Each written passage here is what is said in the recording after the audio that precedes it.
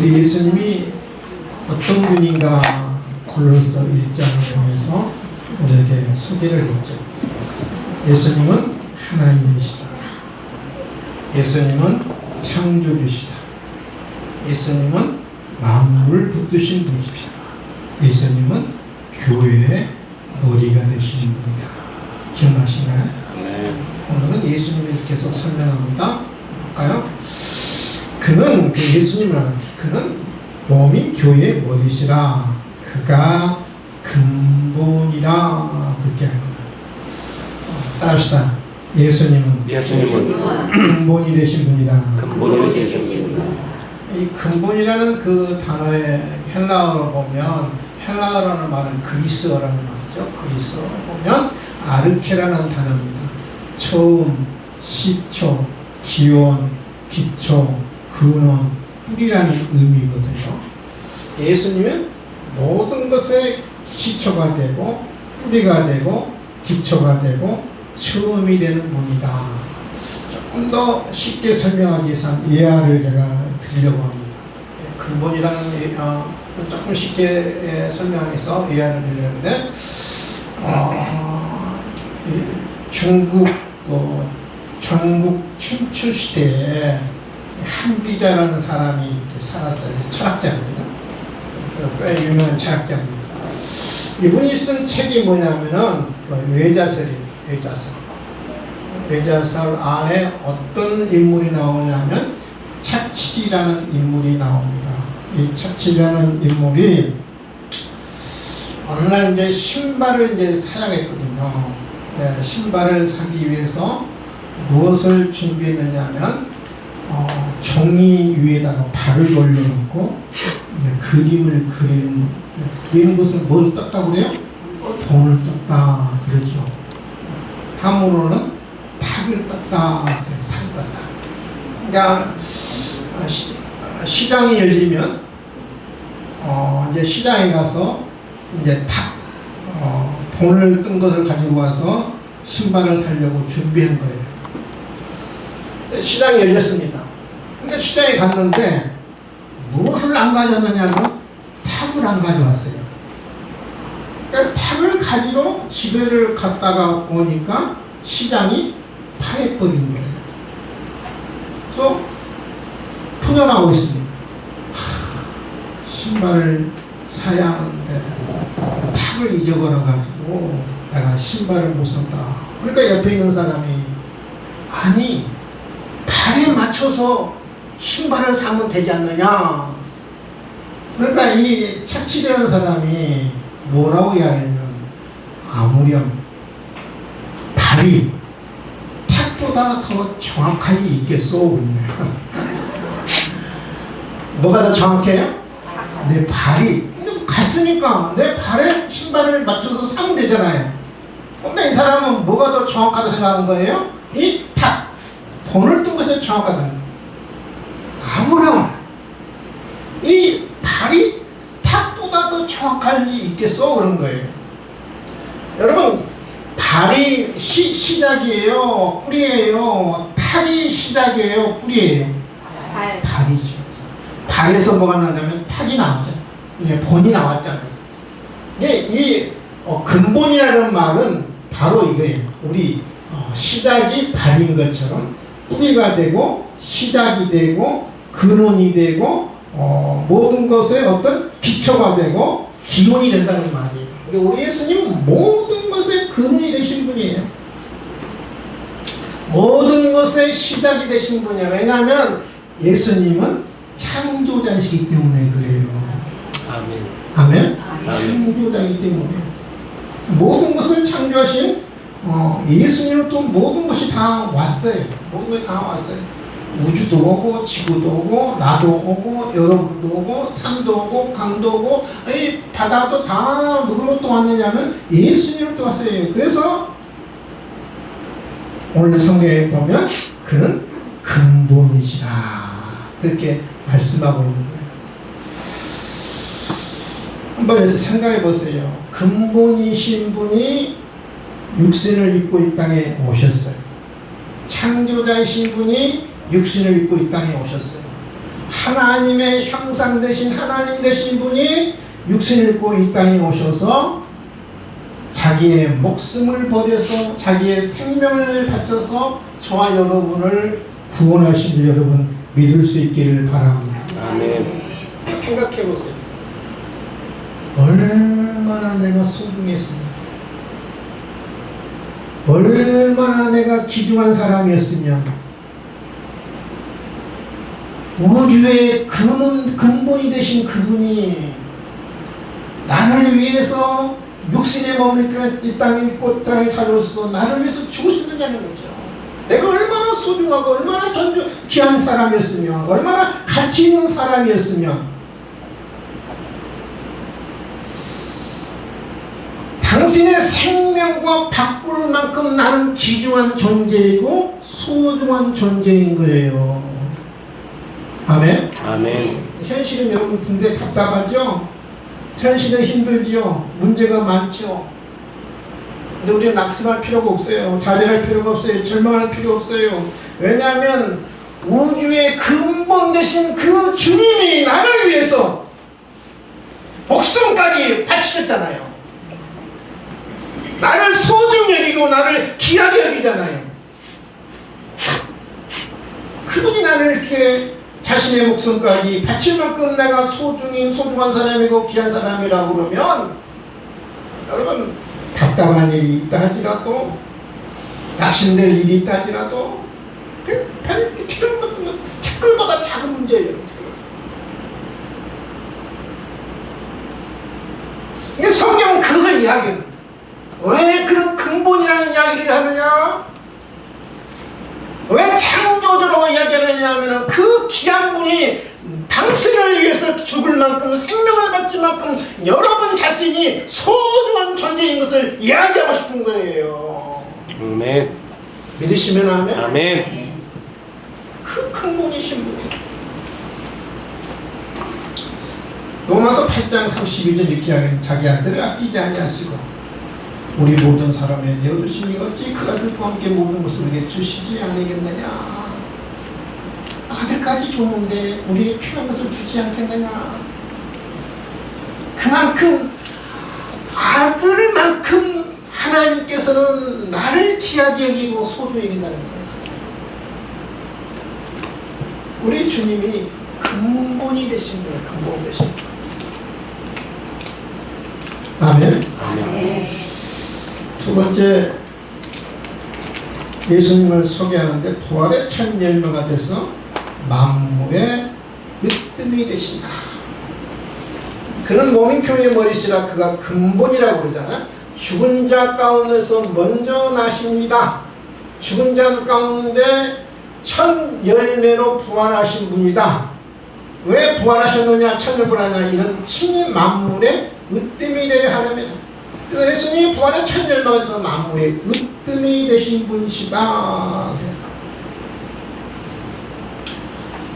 많은 사람들이 예수의 부활을 안 믿거든요, 사실.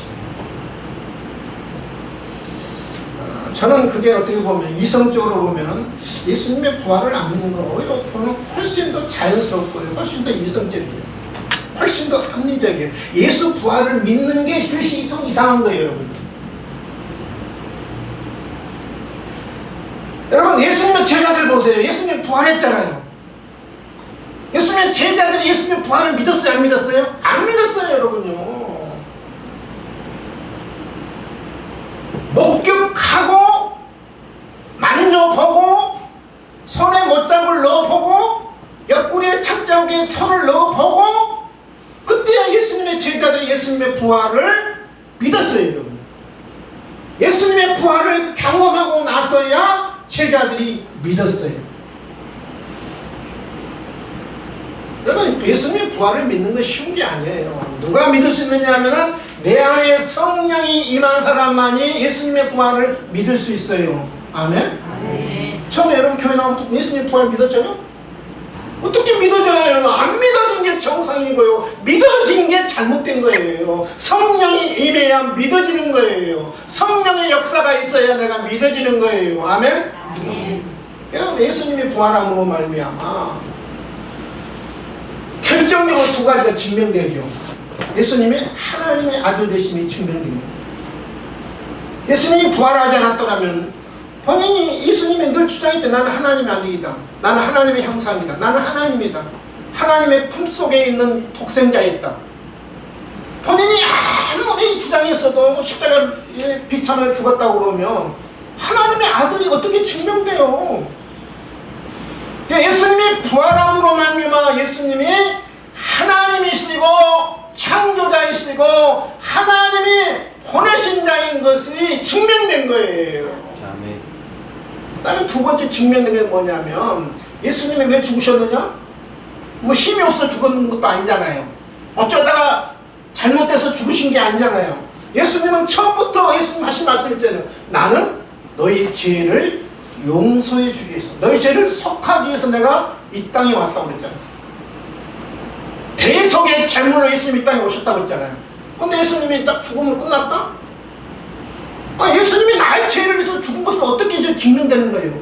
어떻게 입증되는 거예요? 근데 예수님이 3일 만에 다시 부활함으로 말미암아 우리의 죄를 위해서 죽으셨음이 증명된 거예요. 아멘. 믿으시면 아멘. 아멘. 예수님 부활이 중요한 거예요.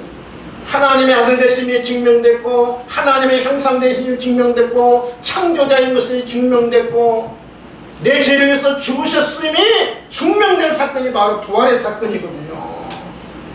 더 놀라운 것은 예수님 부활로 말미암아 최고인 것이 증명돼요. 으뜸이라는 말은 최고 아닙니까? 최고. 최고. 으뜸. 가장 권위 있는 분인 것이 증명된 거예요. 여러분 이 땅에 많은 그 현자들이 왔잖아요. 사과도 있고 마호메트도 있고 공자도 있고 맹자도 있고 순자도 있고 뭐 소크라테스도 있고 많은 뭐 현자들이 왔는데, 근데 여러분 이 죽음의 권세를 깨트리는 사람이 유일한 분이죠. 죽음을 정복한 사람은 유일한 한 분이죠. 그분이 바로 누구예요? 예수 그리스도예요. 여러분 죽음의 권세를, 그 막강한 죽음의 권세를 누가 깨트렸어요? 여러분? 누가 그 죽음을 정복했어요? 죽음을 정복하고 죽음의 권세를 깨트리는 분은 오직 예수 그리스도예요. 그래서 예수님이 부활함으로 말미암아 어떤 사람보다 가장 권위 있고 어떤 사람보다 최고이고 으뜸인 것이 증명된 것이 바로 뭐냐? 예수님의 부활이에요. 부활이에요. 아멘. 믿으시면 아멘. 아멘. 예수님이 으뜸이에요. 으뜸. 여러분 제가 요즘 유튜브를 조금 많이 보면 이단들에 대해서 유튜브를 제가 많이 보거든요. 지금 골로새 서신을 쓴 목적은 이단들을 위해서 쓴 거예요. 이단들을 대비하기 위해서. 골로새 교회도 이단들이 참 많았어요. 오늘날도 여러분 이단들이 너무 많아요. 우리나라도 이단, 이 교주가 얼마나 되느냐? 수십 명 돼, 수십 명. 근데 이단들의 특징은 뭐냐면 누구를 끌어내리냐면 예수님을 끌어내려요. 예수님을 끌어내려요. 예수님은 하나님이 만든 최초의 피조물이라고 주장해요. 거의 다. 예수님은 하나님이 만든 최초의 피조물이라. 능력이 있는 분은 맞지만 하나님은 아니다. 천사 가운데 한 분이다. 예수님의 유일한 구원의 길이 아니라 여러 구원의 길 중에 하나라고 주장한 것이 바로 뭐냐면 이단들의 특징은 제일부터 누구를 끌어내리냐면 예수님을 끌어내려요. 그 자리에 누가 앉아요? 지가 앉아. 지가. 다 모든 이단들은 그 자리에 누가 앉느냐면 자기가 앉아. 자기가. 그 다음에 누구까지 끌어내리냐면 하나님까지 끌어내려. 이단의 특징은 그래요. 여러분. 다 여러분 보세요. 이단들을 다 보세요. 자기들은 아니라고 그래요. 예수님이 으뜸인데 그 으뜸의 자리에 자기가 탁 물러앉는 거예요. 여러분 이단들은 그 인간성을 다 말살하잖아. 이단처럼 내가 무서운 집단이 없어요. 이단처럼 가장 무서운 집단이 뭐냐면 이단이에요. 여기는 자유도 없고 자율성도 없고 어떤 경제적 자유도 없고 인권도 없고 철두철미하게 세뇌시켜서 철저하게 교주의 말에 복종하게 하는 것이 바로 이단이거든요. 이단.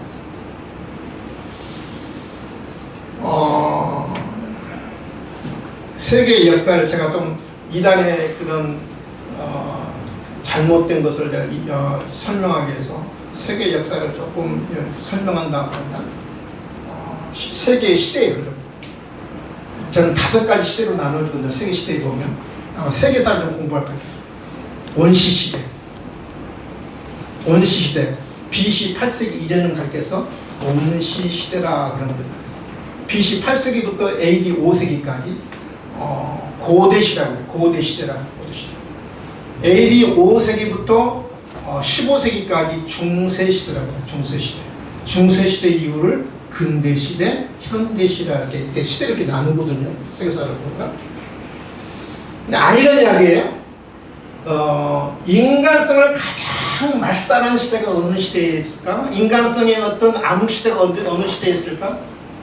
원시 시대에 있을까? 고대 시대에 있을까? 중세 시대에 있을까? 근대, 현대 시대에 있을까? 언제 있을 것 같아? 중세 시대에 있어. 중세 시대. 그럼 중세 시대는 어느 시대에 있느냐? 기독교가 세계를 지배하던 시대예요. 잘 들으세요. 오해하지 말고. 저는 보수도 아니고 진보도 아니고 저는 늘 이야기해요. 저는 중도거든요. 제일 이 인류 역사의 가장 그 인간성의 암흑의 시대는 중세 시대, 중세 시대는 어느 시대냐? 기독교가 지배하던 시대이고 조금 더 좁게 이야기하면 천주가 지배하던 시대이고 교황이 지배하던 시대가 가장 인간성의 암흑시기 시대예요. 근데 종교를요 조금만 악용하면요 무서운 집단이 되는 거예요. 이단이 그런 거예요. 이단이 종교를 조금만 악용하면요 무시무시한 아주 정말 끔찍한 세상이 되네. 끔찍한 세상이. 저도 중세시대에서 중세시대가 있어요. 중세시대가 교황이 기독교가 세계를 지배할 시대에 가장 여러분 악행을 저지른 시대예요. 얼마나 수많은 사람들이 이 억울하게 죽었는지 몰라요. 십자군이라는 그런 전쟁, 십자군 전쟁. 마녀 사냥, 멀쩡한 사람 미우면 마녀로 몰아가고 행시켜요. 수많이 죽었어. 수십만이. 십자군 전쟁에서 수백만이 죽었어요. 여러분요. 누구의 이름으로? 종교의 이름으로, 하나님의 이름으로 죽어갔어요. 여러분요. 그런 점에서 여러분 저는 종교인이 정치에 나서는 안 돼요. 조금만 악용하면 어느 집단은 몰아가느냐면요 이단 집단은 몰아가는 거예요. 여러분 종교가요 여러분 세상을 지배하면 안 되는 거예요. 여러분 좀 다르죠. 조금만 이게 악용하면 무서운 집단이 되는 거예요. 제가 예를 드릴까요? 이슬람이 지배하는 세계 보세요. 여러분 특별히 시아파 이란이라든지 아프가니스탄이라든지 시아파들이 주로 지배하는 그 나라 보세요. 여자들 운전도 못해요. 여자들 학교도 못 가요. 여자들 참정권도 없어. 투표도 못해요. 여자들 얼굴에 뭐 쓰고 다녀요? 차도 쓰고 다녀요. 뭐만 남기고 가요? 눈만 그것도 눈은 못 떠요. 그냥 거기에 뭡니까? 간신히 보일 수 있도록 여기 천도 들어오는데 거기 뭡니까? 앞에 안에 망을 이렇게 써서 이렇게 한시 보는 차도. 보세요. 종교가 사회를 지배하면 조금 이렇게 건강하게 지배하면 그 좋은 세상이 되는데 우리 인간은 그렇게 선하지 않아요, 여러분요. 여러분 이란 같은 거 보세요. 이슬람이 지배하니까 얼마나 무서운 세상이 된가요, 여러분요. 인권이 어디 있어요? 자율성이 어디 있어요? 개성이 어디 있어요? 다 해결해. 여러분 이륙보다 더 무서운 이 나라가 어디냐면 이란 같은 나라거든요. 이 종교의 이름으로 신의 이름으로. 그래서 저는 종교인들이 정치에 나서면 무서운 세상이 될 수 있어요. 악용하면. 뭐하면? 악용. 사람은 부패했어요. 얼마든지 악용할 수 있어요. 그래서 저는 목사들이 전 정치 나서는 거 저 목사가 아니라는 이야기는 목사 아니에요, 여러분요.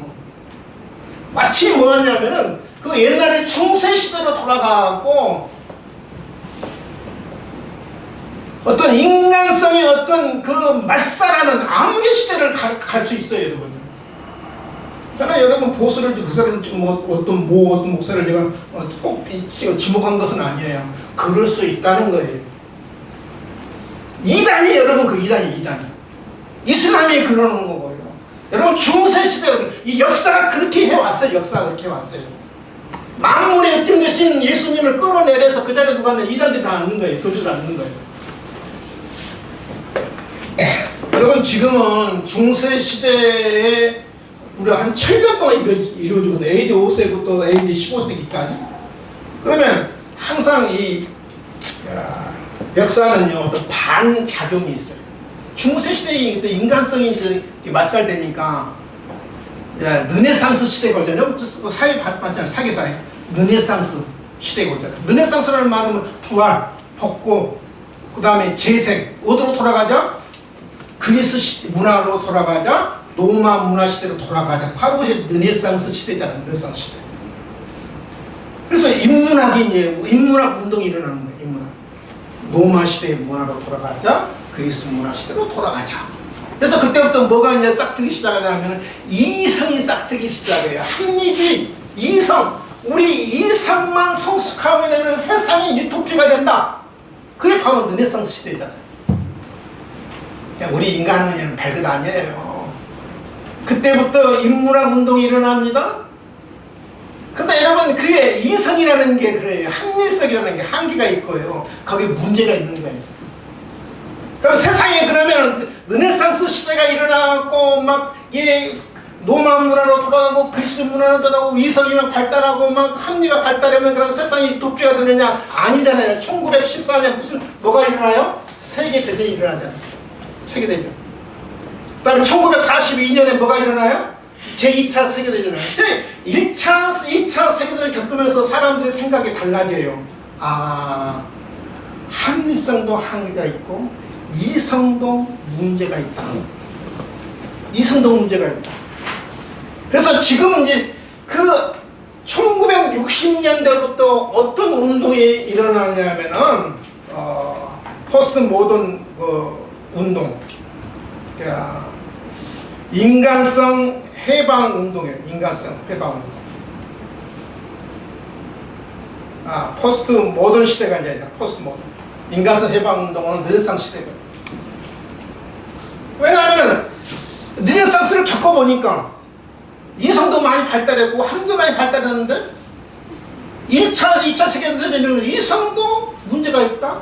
합리성도 한계가 있다. 그래서 이제 포스트 모던 시대라고 그러죠. 모던 시대. 포스트라는 말은 여러분 뭐냐면은 원래의 뜻은 이게 우편, 우체국 할 때 포스트잖아요. 근데 또 다른 의미는 이후. 모던은 우리가 이제는 이 가구가 모던해 그러잖아요. 현대적이야, 근대적이야. 어떤 형식, 어떤 전통, 어떤 권위, 어떤 그걸 이야기합니다. 포스트 모던이라는 말은 전통을 깨트리는 거예요. 형식을 깨트리는 거예요. 이성을 깨트리는 거예요. 어떤 권위를 깨트리는 시대가 바로 지금 포스트 모던 시대라고 해요. 여러분 그 TV에 가끔 그 인문학 시대 교수 나와서 그 용어를 많이 쓰잖아요. 포스트 모던 시대. 포스트라는 말은 이후라는 말이고 모던이라는 말은 현대, 어떤 형식, 어떤 전통 그런 걸 이야기하는 그런 것을 깨트리는 시대예요. 그래서 지금 시대는 어떤 시냐면은 개성시대. 따라합시다. 개성시대. 개성시대. 자유시대. 자유시대. 대중시대. 대중시대. 다양화시대. 다양화시대. 지금 시대는 좀 시대를 알아야 돼요. 지금 시대는 1960년대 세계사의 흐름이에요. 세계사의 운동이에요. 이성도 한계가 있고 합리도 어떤 한계가 있고 무게가 있다는 거예요. 이성과 우리의 합리학과는 다 안 된다는 거예요. 세계대전이면서 얼마나 여러분 많은 사람들이 피를 흘렸어요. 얼마나 많은 이 지구가 사람들이 얼마나 많은 지옥 같은 고통을 겪었어요. 그래서 그 다음부터 일어나는 운동이 뭐냐면 개성. 다 개성 강조하잖아요. 자율. 그 다음에 대중성. 그 다음에 다양성. 다양성 때문에 지금 그 이단들이 많이 일어나는 거예요. 이단들이. 지금 시대가 그래요. 시단들이. 왜 이단들이 많지? 종교에도 다양성이 있다는 거예요. 근데 종교다원주가 일어나는 거예요. 종교는 진리는 하나만 있는데 여러 가지 진리가 있다. 구원은 하나의 구원만 있는 것이 아니라 여러 구원이 있다. 예수님만의 진리가 아니라 여러 사람이 진리다. 그렇게 주장하고 있는 것이 바로 종교다원주의예요. 왜 나오냐면은 지금 시대는 뭐예요? 다양성이다. 다양성. 포스트 모던 시대. 전통 형식을 깨트리는 시대. 권위를 깨트리는 시대. 옛날에 여러분 어르신들 우리가 깍듯이 보셨잖아요. 근데 지금은 그 권위 묻어났어요. 권위를 깨트리는 시대가 바로 뭐냐면은 포스트 모던 시대. 저 젊은 사람들, 어르신들 존중하는 안 하잖아요. 왜 안 해요? 시대의 흐름이 그래요. 시대의 운동이에요. 포스트 모던 시대가.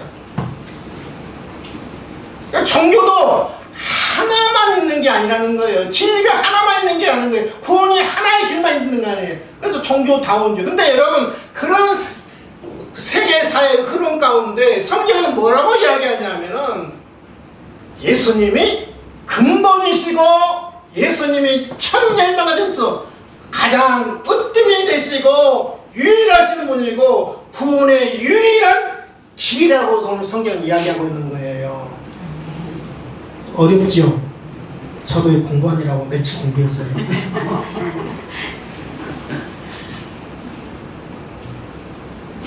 이 세계사를 한눈에 깨는 게 쉬운 게 아니에요. 지금 시대가 포스트 모던 시대예요. 권위를 깨트리고요, 질서를 깨트리고요, 형식을 깨트리고요, 전통을 깨트리고요, 개성을 강조하는 시대고, 자유를 강조하는 시대고, 대중성을 강조하는 시대, 다양성을 강조하는 시대. 다양하다. 그럼에도 불구하고 우리가 붙잡아야 할 진리는 뭐냐면은 예수님이 유일한 진리라는 거예요. 우리 시대의 사회 그런 잘못된 운동에 우리도 휩쓸리면 안 되는 거예요. 믿으시면 안 해? 아멘. 마지막에 보면 십자가의 피로 만물을 화평케 하십니다. 그의 십자가의 피로 화평을 이루사 만물고 땅에 있는 것들이나 하늘에 있는 것들이 그로 말미암아 자기와 화목하게 되기를 기뻐하십니다. 원래 우리 인간은 우리 죄 때문에 아담과 하와 번제하면 하나님과 원수가 됐죠. 진노의 대상이 됐죠. 자연과도 원수가 되고 자연도 저주를 받고 자연도 가시와 엉겅퀴를 내게 되고 생명체하고 원수가 되고. 여러분 보세요. 모든 동물 사람 보면 두려워요 안 두려워요? 두려워요. 어떤 생명 사람만 보면 두려워요. 왜냐하면 왼수가 돼. 하나님과 우리가 왼수가 되는 순간에 모든 자연과 모든 만물과 왼수가 됐거든요. 근데 이 왼수된 것을 뭘로 화목했느냐? 하나님과의 관계, 자연과의 관계, 모든 만물과의 관계를 뭘로 화평케 하고 화목했느냐? 자기 예수 그리스도의 피로 말미암아, 피로 말미암아. 예수님의 피로 말미암아 우리를 화평케 했다. 하나님과의 관계, 자연과의 관계, 우주의 관계, 모든 생명체의 관계를 화목케 하고 화평케 했다. 뭘로? 피로예요. 성경이 아니에요. 히브리서 9장이죠. 율법을 따라 거의 모든 물건이 피로써 정결되나니 피 흘림이 없이 즉 사하면 피로써 정결케 되고 피로써 제사를 받는 거예요. 제사 받고 하나님과 화목하게 됐다는 피로만. 우리는 예수님 몸에, 우리는 지체들이잖아요. 우리 교회는 예수님 몸이라 우리 각자 예수님의 지체들인데 하나님이 우리 예수님 몸의 지체인 나를 어떻게 우리가 살기를 원하는가? 화평의 도구, 화목의 도구로 사용하기를 원합니다. 예수님을 통해서 하나님과 화목됐기 때문에 모든 만물과 화목게 됩니다. 그러니까 예수님은 우주의 그 화해자예요. 우주의 화해자예요. 우주의 화목자예요. 우주적 화해자예요. 그러니까 예수님의 몸이 나도 모든 사람과 화해해야 돼요.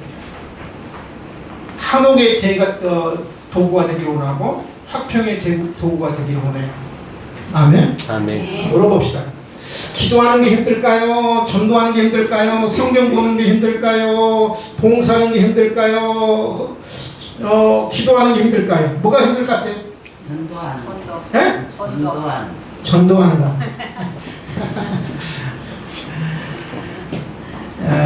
물론 전도하는 것도 힘들고 기도하는 것도 힘들고 성경 보는 것도 힘들고 봉사하는 것도 힘들고 헌금하는 것도 힘들고, 근데 제가 봤을 때 제일 힘든 게 뭐냐면 용서하는 거예요. 용서. 왜 용서가 제일 힘드냐면요, 우리 사람은요, 내가 어떤 피해를 당하면요 안갚음을 해야 마음이 풀려요. 그래 안 그래? 마치 안 그런 것처럼 얘기하지. 아주 고상하게. 근데 안갚음을 해야 마음이 풀리는데, 우리는 뭐 그냥 내가 당한 것만큼만 안갚음을 해서 직성이 안 풀려요. 남행이라는 사람은 77배의 안갚음을 해야 직성이 풀리지. 우리는 하여튼 몇 배를 안갚음해야 내 마음이 풀리는 것이 바로 우리 인간의 타락한 본능이거든요. 그래서 여러분, 용서하는 것은 우리 본능을 거스리는 본능이에요. 용서가 제일 힘들어요. 근데 하나님은 당신의 아들을 희생시켜서 당신과 우리와 하나님께 화해시켰고 화목시켰어요. 예수님은 우주의 화해자고 우주의 화목자예요. 우주의 화해자이기 때문에 저와 여러분, 예수님의 몸 대신 저와 여러분도 뭐예요? 화해자가 되기를 원하는. 근데 제일 힘든 게 뭐냐면은 용서하는 거예요. 용서가 안 돼요. 내가 마음에는 내가 저 사람하고 내가 화해해야지, 내가 먼저 악수해야지, 내가 먼저 밥 사줘야지 하고 딱 봅니다. 얼굴 딱 본 순간 어떻게 해요? 어떤 마음이 먹어요? 너 두고 봐라. 얼굴을 보는 순간 싹 용서하고 싶은 마음이 싹 따라가는 거예요. 겉으로는 용서하는 것처럼 보이는데 속으로는 용서가 안 돼요. 그게 사람의 마음이 참 민감해요. 용서하는 게 본인이 내 깊은 마음에서 용서하는 게 쉬운 게 아니에요. 해밍웨이 단편집에 새 속의 신전이라는 단편집이 있어요. 해밍웨이 단편. 이 소설은 어떤 배경을 했냐면 스페인을 배경으로 한 그런 내용입니다. 어느 한 아버지가 집을 나간 아들을 용서하고 화해하기로 결심합니다. 근데 집을 나갔으니까 아들을 만날 수가 없잖아요. 그러니까 이 용서하기로 결심한 이 아버지가 아들에게 나 너 용서했다는 걸 알리기 위해서 어떤 방법을 쓰냐면은 그 신문 광고를 내요. 신문 광고를. 집 나간 아들을 찾기 위해서. 어떻게 내냐면 그 이름이 파코야예요. 파코야는 스페인에서 가장 흔한 이름이에요. 우리로 말하면 철수인가 영자. 죄송합니다. 영수비. 경수. 가장 흔한 명철. 신문에 어떻게 광고를 했냐면 파코야, 하웨이 정오 몬타나 호텔에서 만나자. 다 용서했다 아빠가. 이렇게 신문 광고를 했어요. 예. 몬타나 호텔에서 만나자는 거예요. 하웨이 정오에. 근데 그 아버지가 약속한 날 장소에 가보니까 파코라는 이름을 가진 사람이 몇 명이 나왔느냐? 800명이 나왔어요. 자기 아들만 나온 거야. 그러니까 이 해미 소설에 무슨 이야기를 하고 싶어 하냐면 용서받고 싶어하는 사람들이 우리 주변에 얼마나 많은가를 이렇게 이야기하고 있거든. 파코야, 내가 너를 용서했다. 호텔에서 만나자. 하웨이 정오에. 그러니까 몇 명이 나왔어요? 800명이 나왔어요. 그만큼 우리 주변에는, 내 삶의 주변에는, 내 이웃에는, 내 가족에는 나의 용서를 기다리는 사람이 많다는 거예요. 가족과 친구와 이웃 간에도 나의 용서를 기다리는 사람이 많다는 거예요. 여러분에도 여러분의 용서를 기다리는 사람이 많은 거예요. 여러분. 될 수 있고, 여러분 딸이 될 수 있고, 여러분 아내가 될 수 있고, 여러분 남편이 될 수 있는 거예요. 많은 사람이 나의 용서를 기다리고 있는 거예요. 헤밍웨이는 이 세상에는 그 화평을 용서를 기다리는 사람이 많다고 이야기하면서도 정작 본인은 용서를 못했거든요. 그 아버지 엄마가 아주 기독교인이었어요. 독실한 기독교인이었어요. 근데 기독교인 둘 다 기독교인인데 아버지도 기독교인이었고 엄마도 기독교인. 아버지가 자살해요. 권총으로 자살해요. 근데 엄마는 그 자살한 아버지를 용서를 못하는 거예요. 도끼를 품은 거예요. 원망합니다. 저주합니다. 또 헤밍웨이가 또 기독교인이 아니었잖아요. 그러니까 또 기독교인이 아닌 자기 아들을 보고 또 원망합니다. 저주합니다. 아들 정작 보기를 싫어합니다. 헤밍웨이 그 생일날 엄마가 선물을 준비해요. 하나는 뭐를 준비해? 하나는 케이크를 준비하고 하나는 자기 아버지가 자살한 권총을 선물합니다. 잘 들으세요. 헤밍웨이는 자기 어머니를 보면서 하나님은 용서의 하나님이라는 것을 알고 있는데 엄마를 보면서 세상은 용서가 없는 세상인 것을 간접적으로 배워요. 간접적으로. 세상은 용서가 없는 세상입니다. 누구를 통해서요? 엄마를 통해서 배웁니다. 세상에 아들이 얼마나 미웠으면 여러분 권총을 선물로 자기 아버지 주고 그만큼 아버지를 용서 못하고 아들을 용서 못하는 거죠. 헤밍웨이는 크게 사랑을 갈구하고요 용서를 갈구해요. 그러니까 여러분 세속의 신전 속에서 이 세상은 그렇게 많은 사람들이 용서를 기다리는 사람이 많다. 나 자기 자신을 그렇거든요. 근데 엄마를 통해서 세상은 용서 없다는 것을 배우고 나서 헤밍웨이가 여러분 잘 알잖아요. 얼마나 목마른 삶으로 여러분 갈증을 느낀가요? 채워지지 않는 목마른 삶으로 갈증을 느낍니다. 용서를 경험하지 못합니다. 엄마를 통해서 세상은 용서가 없다는 것을 깨닫습니다. 마침내 어떻게 해요?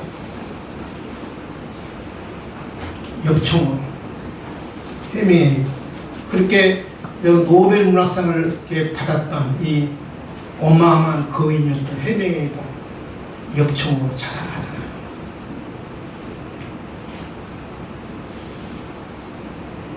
나를 용서 못하고 용서를 배우지 못하고 자기도 용서를 못해요. 자살하고 막 그래서 생을 막아고 자살. 여러분 우리 인간 삶에 가장 필요한 게 뭐냐? 용서예요. 용서. 먼저 누구를 용서해야 하느냐? 여러분 가장 가까운 사람을 용서할 필요 없어요. 나부터 용서해야 돼요.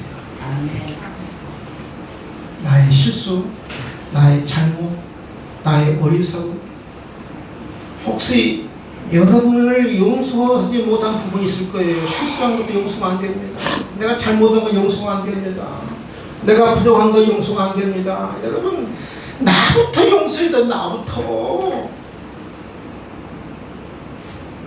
나를 용서하지 못하고 어떻게 남을 용서할 수 있겠어요? 저는 그렇게 생각하거든요. 여러분 먼 이웃을 용서하지 마세요. 가장 가까운 가족부터 용서하세요. 남편부터 용서하고 아내부터 용서하고 자식부터 용서하세요. 아멘? 아멘. 예수님이 십자가의 피로 모든 것을 화목시켰잖아요. 화해시켰잖아요. 화폐시켰잖아요. 그래서 으뜸이 됐잖아요. 예수님. 나부터 용서하고 나는 나 자신을 용서해야 남을 용서하는 거예요. 가장 가까운 사람부터 용서하세요. 진심으로 용서하세요. 진심으로 용서하세요. 겉으로만 용서하지 말고 진심으로 우러나서 용서하세요. 하나님 앞에 회개하면서 용서하세요.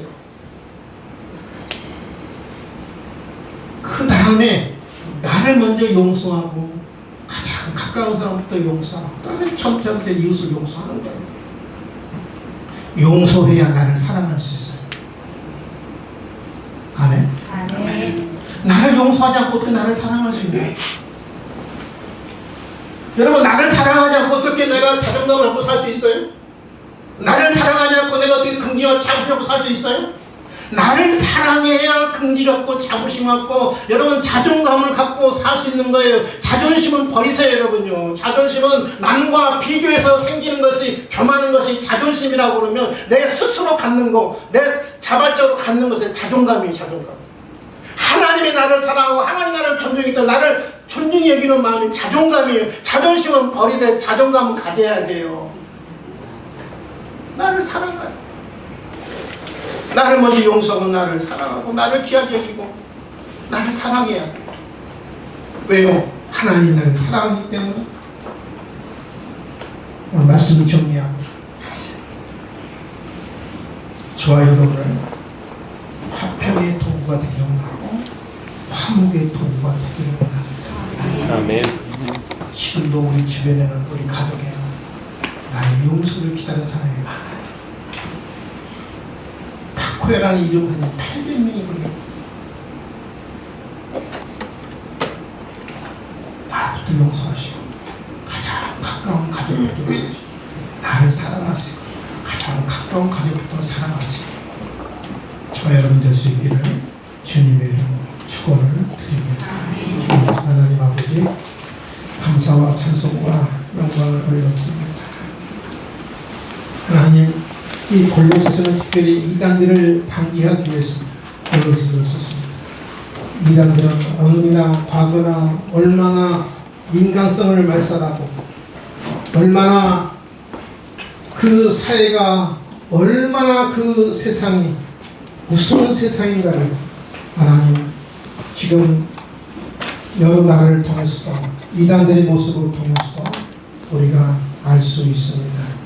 하나님, 우리가 이 잘못된 사상에 우리가 속지 않고 도와주시고 예수를 끌어내리는 잘못된 이단들 속지 않도록 도와주시고 넘어가지 않게 도와주시고 우리는 예수님만 사랑하고 예수님만 바라보고 예수님만 붙잡을 수 있도록 도와주시옵소서. 예수님만이 나의 유일한 구원자인 것을 깨닫게 도와주시옵소서. 지금도 나의 용서를 기다리는 사람들이 많습니다. 겉으로만 아버지 하나님 피상적으로만 용서하는 진심으로 우러나와서 용서하는 차가 될 수 있도록 도와주시옵소서. 감사하며 예수님의 이름으로 기도하고 나이다. 아멘.